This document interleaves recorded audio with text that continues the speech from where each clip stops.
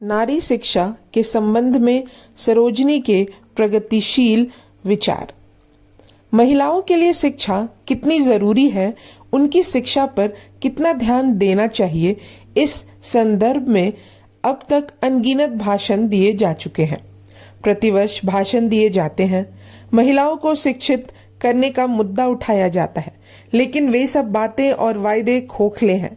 महिलाओं की शिक्षा केवल मजाक बनकर रह गई है। जब भी महिलाओं की शिक्षा की बात आती है तो महिलाएं एक ओर तथा पुरुष दूसरी ओर होते हैं। पुरुषों को लगता है कि अगर हमारी औरतें पढ़ गई तो घर का कामकाज कौन करेगा। अगर वे शिक्षित हो गई तो वे स्वयं को श्रेष्ठ समझने लगेगी। मुझे हंसी आती है पुरुषों की इस सोच पर। वे कितना गलत सोचते हैं। 21वीं सदी में पहुंचने के बाद भी हम महिलाओं की पढ़ाई के बारे में केवल सोच रहे हैं। मेरे विचार में यह सोचने का नहीं अपितु करने का समय है। भागदौड़ भरी जिंदगी में जब हम देश के विकास के लिए इतने हाथ पैर मार रहे हैं तो हमें यह नहीं भूलना चाहिए कि इसमें सबसे बड़ा योगदान महिलाओं का है। परंतु मुझे नहीं लगता इस सच्चाई को पुरुष स्वीकारते हैं। वे यह नहीं समझते कि अगर महिलाएं पढ़ी लिखी होंगी तो वे कंधा से कंधा मिलाकर उनके साथ चल सकती हैं, आवश्यकता पड़ने पर उनका साथ दे सकती हैं। एक पत्रकार ने एक भारतीय पत्रिका में नारी शिक्षा का मुद्दा उठाते हुए प्रश्न किया था कि महिलाओं को शिक्षा देना चाहिए या नहीं। इसका उत्तर देते हुए महिलाओं ने स्वयं कहा था कि हमें शिक्षा चाहिए, लेकिन जब पुरुषों की बात आई तो उन्होंने स्वयं को दो हिस्सों में बांट लिया। कुछ ने नारी शिक्षा का समर्थन किया जबकि अधिकांश ने इसे पूरी तरह से नकार दिया। उनका कथन था कि यदि महिलाएं अपना समय पढ़ाई में खर्च करेंगी तो उनका काम कौन करेगा, उनके बच्चे कौन संभालेगा, घर के बूढ़े बुजुर्गों की सेवा कौन करेगा। इसके विपरीत कुछ पुरुष ऐसे भी थे जो नारी को शिक्षा देने के पक्ष में थे, किंतु सीमाओं में बांधकर। वे स्वयं निर्धारित करना चाहते थे कि उन्हें क्या पढ़ाया जाए और क्या छोड़ा जाए। लेकिन मैं आप लोगों को यह बता दूं कि शिक्षा की कोई सीमा नहीं होती। आप यह नहीं कह सकते कि कुछ पढ़ाओ और कुछ छोड़ दो। मुझे तो लगता है कि आप लोग शिक्षा का मतलब जानते ही नहीं। शिक्षा का कोई समझ नहीं पाया है। शिक्षा को कोई नाप नहीं सकता। शिक्षा हर कोई ग्रहण कर सकता है, चाहे वह गरीब हो या अमीर। शिक्षा हमारा हक है। तो फिर एक पुरुष शिक्षा के विरुद्ध कैसे जा सकता है? मैं पुरुषों को कहना चाहती हूँ कि जो आपके पूर्वजों ने किया वही आप कर रहे हैं। जैसे उन्होंने अपनी औरतों को घरों की चार दीवारी में कैद करके शिक्षा से वंचित रखा, वैसे ही आप भी नहीं चाहते कि वे पढ़े। आप यह भूल रहे हैं कि औरतों को पढ़ाने में ही राष्ट्र के साथ साथ संपूर्ण विश्व की उन्नति है। अगर औरत पढ़ गई तो विश्व का कल्याण स्वयं ही हो जाएगा। यदि एक औरत बच्चे को झूला झुला सकती है तो वह विश्व को भी चला सकती है। इतनी शक्ति है नारी में। सरोजनी नायडू ने उपरोक्त व्याख्यान सन 1906 में अखिल भारतीय सामाजिक सम्मेलन में महिलाओं की शिक्षा से संबंधित प्रस्ताव प्रस्तुत करते समय दिया था। सभा में तत्कालीन भारतीय राजनीति के प्रमुख स्तंभ गोपाल कृष्ण गोखले भी मौजूद थे।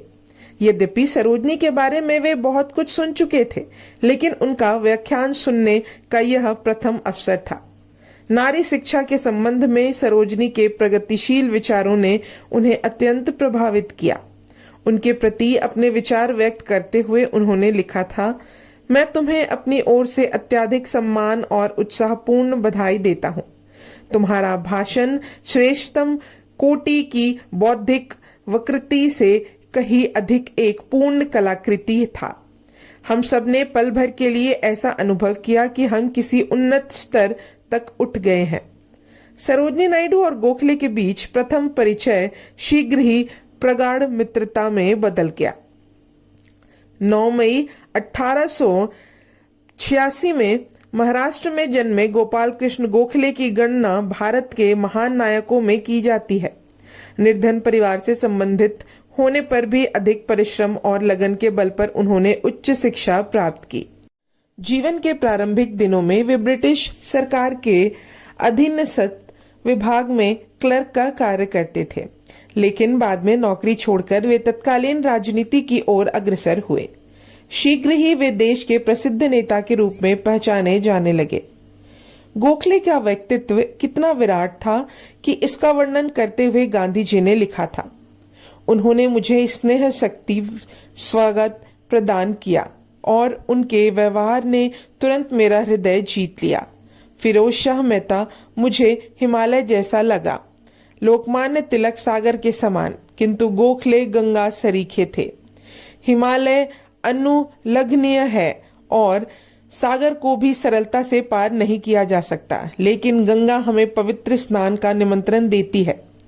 तत्कालीन महानायकों में उदारवादी नेता गोपाल कृष्ण गोखले ने सरोजनी का सर्वाधिक प्रभावित किया। उन्होंने राजनीतिक जीवन के प्रारंभिक काल में गोखले का बहुमूल्य सानिध्य और मार्गदर्शन प्राप्त हुआ, इसलिए मित्र से अधिक वे उन्हें अपना राजनीतिक गुरु मानती थी। यदि कहा जाए तो अधिक उचित होगा कि गोखले ने सरोजनी के समक्ष आदर्श प्रस्तुत करते हुए उनके जीवन को भारतीय राजनीति की ओर मोड़ा। एक कवित्री को काव्य क्षेत्र से निकालकर राजनीति क्षेत्र में अग्रणी स्थान पर लाने का श्रेय गोखले को जाता है। इस तथ्य को सरोजनी मुक्त हृदय से स्वीकारती थी। एक बार गोखले के साथ अपनी मित्रता के संदर्भ में सरोजनी ने लिखा था, एक सुखद सहानुभूति के साथ उनसे जो परिचय हुआ वह बढ़ता ही गया।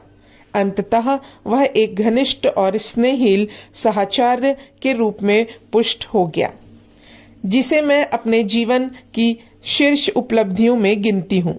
यद्यपि हमारी मित्रता को संक्षिप्त और कटुतापूर्ण विलगाव के गंभीर क्षणों से भी गुजरना पड़ा, तथापि कुल मिलाकर वह प्राणदायी आध्यात्मिक आनंद और बौद्धिक चर्चा तथा असहमति की गतिप्रद चुनौती से सदा सजीव बना रहा। यह भाग यहीं समाप्त होता है। अब हम अगले भाग में जानेंगे। मैं आपके प्रति कृतज्ञ हूँ। तब तक के लिए धन्यवाद।